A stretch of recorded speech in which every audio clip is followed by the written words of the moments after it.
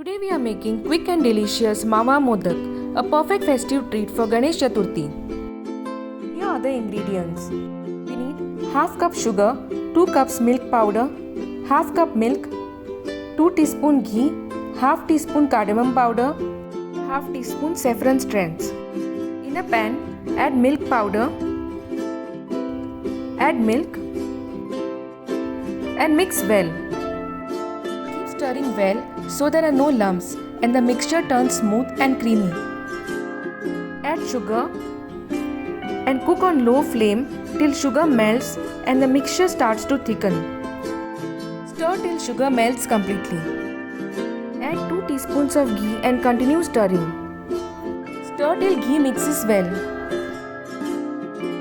Once the mixture leaves the sides of the pan, add cardamom powder and saffron strands. Mix everything well until the mixture holds its shape. Keep stirring and mixing. The magic is happening. Mixture leaves the pan. It's ready. Let it cool slightly.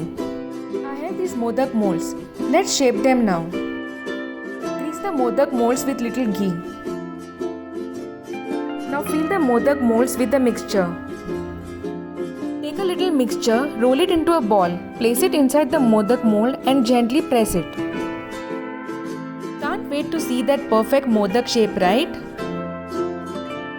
Remove the excess stuffing.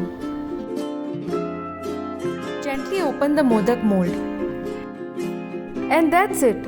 Soft, aromatic, melt in mouth Mava Modaks are ready to offer to Lord Ganesha.